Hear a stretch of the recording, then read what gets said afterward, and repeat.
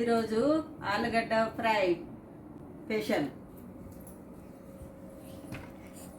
చెప్తాం, స్టార్ట్ చేద్దాం మమ్మీ. ఏమేమి కావాలి చెప్పు.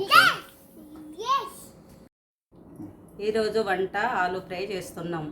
ఆలుగడ్డలు 4 తీసుకొని ఉడకబెట్టుకున్నా, 4 ఆనియన్స్ కట్ చేసుకున్నా, ఓ 10 పచ్చిమిర్చి కట్ చేసుకున్నా, కొంచెం కరివేపాకు, కొంచెం కొత్తిమీర, దీంట్లోకి శనగపప్పు, మినపప్పు, ఆవాలు, జీలకర్ర, పసుపు, అల్లం వెల్లిపాయ పేస్ట్, ఉప్పు.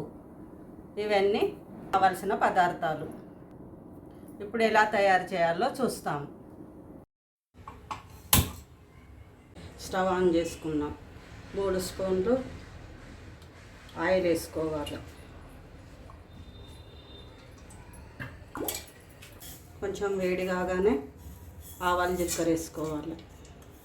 జీలకర్ర తర్వాత శనగపప్పు వేసుకోవాలి. దాని తర్వాత మినపప్పు వేసుకోవాలి.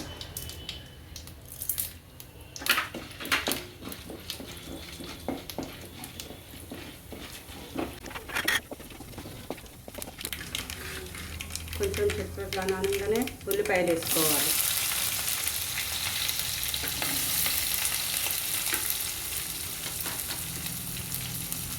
ఉల్లిపాయలు, పచ్చిమిర్చి,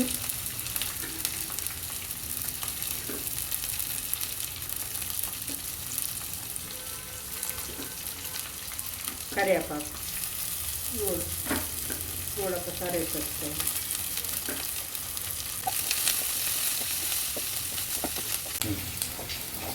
కొంచెం వేగిన తర్వాత ఉప్పు వేసుకోవాలి. 1 టీ స్పూన్ ఉప్పు వేసుకోవాలి. ఉప్పు కలిసేంత వరకు బాగా కలుపుకోవాలి.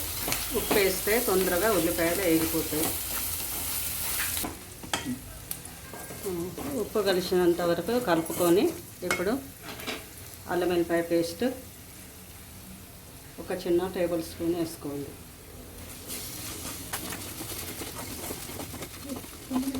అల్లం వెల్లిపాయ పేస్ట్ కలిపిన తర్వాత చిన్న టేబుల్ స్పూన్, దీంట్లోనే 1 సగం టేబుల్ స్పూన్ పసుపు వేసుకోవాలి. చిన్న టేబుల్ స్పూన్.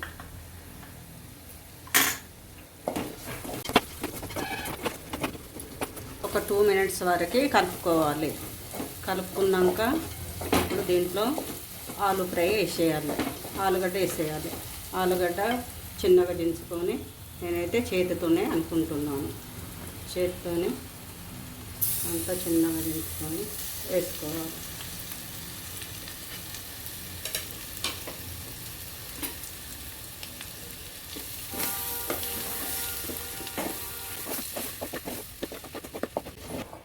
ఆలు వేసి బాగా కలుపుకొని దీంట్లో కొత్తిమీర వేసేసుకోవాలి. కొత్తిమీర వేసి అది కొంచెం కలుపుకోవాలి. ఈ కర్రీ మీకు పూరితోని, దోశతోని, చపాతీతోని చాలా బాగుంటుంది.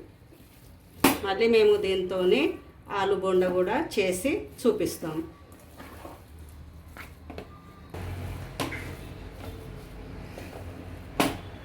మన ఆలు ఫ్రై రెడీ అయిపోయింది. ఆలు బొండల గురించి కొంచెం శనగపిండి తీసుకున్నాను, కొంచెము అల్లం వెల్లిపాయ పేస్ట్,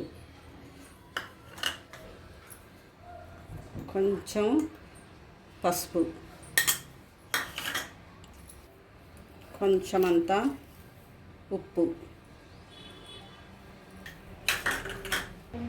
కొంచెం అంతా టీ స్పూన్తో కొంచెం అంతా కారం వేసుకోవాలి. కొంచెం అంతా ఓమ తీసుకొని కొంచెం నలిసి కొంచెం అంతా ఓమ వేసుకోవాలి. ఓమ ఎందుకంటే మనం తింటే అరగనీకి మంచిగా పనిచేస్తుంది. చిటికెడంతా తినే సోడా, అంతే. దీన్ని బాగా మిక్స్ చేసుకొని ఇది వాటర్ పోసుకుంటా కలపాలి. బాగా మంచిగా పేస్ట్ అయ్యే వరకు దీన్ని బాగా కలుపుకోవాలి. ఉండలు లేకుండా ఇలా పేస్ట్ అయ్యే వరకు కలుపుకుంటూ ఉండాలి. పేస్ట్ మొత్తం పేస్ట్ లాగా కావాలి. ఇది అప్పుడైతేనే మనకు ఆలు బొండలు మంచిగా వస్తాయి. మనం ఇప్పుడు ఆలు కర్రీ చేసుకున్నాము. ఆలు కర్రీ చిన్న చిన్న ఉండలు చేసుకోవాలి. చిన్న చిన్న ఉండలు చేసి ఒక ప్లేట్లో పక్కకు పెట్టుకోవాలి. ఈ చిన్న చిన్న ఉండలు చేసుకోవాలి.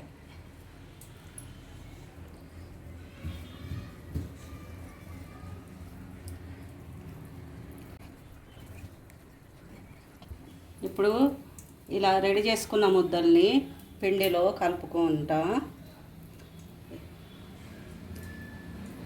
ఇలా పిండిలో కలుపుకుంటా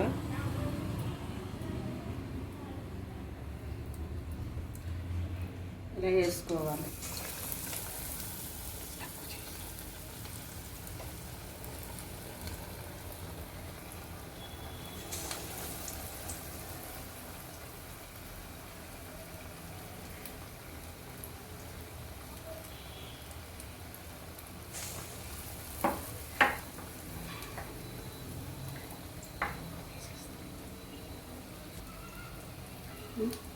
ఇట్లా కొంచెం మనము సిమ్లో వేయించుకోవాలి ఎర్రగా వచ్చేదాకా.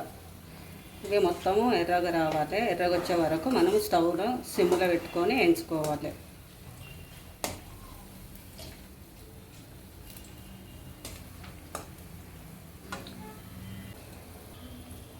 ఇట్లా కొంచెం కలర్ వచ్చే వరకు కాల్చుకొని తీసేయాలి.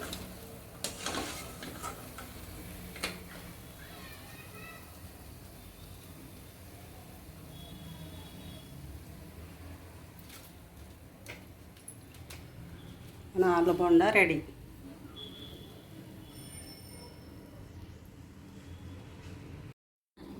ఇది మన ఆలు కర్రీ రెడీ అయిపోయింది. ఇప్పుడు ఇది దోశలు వేసుకొని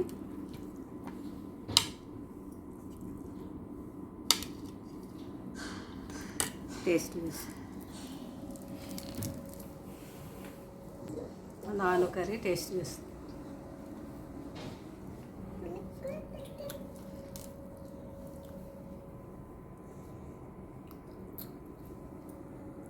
చీనా సూపర్ సూపర్.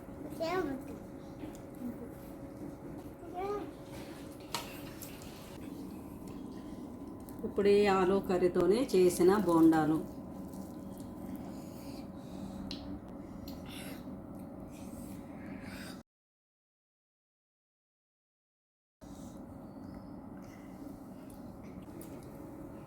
ఫస్ట్ నేను టేస్ట్ చూస్తాను.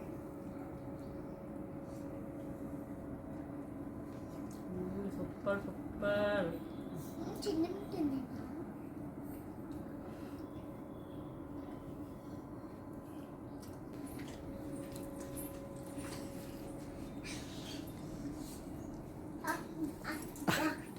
కారం అవుతుందా వేడిగా ఉందాను? వేడి వేడి.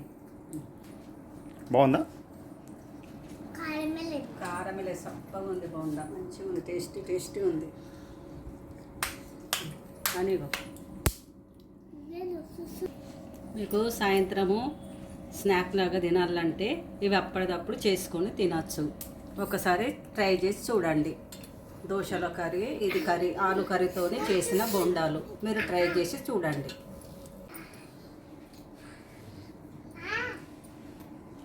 Thank you for watching.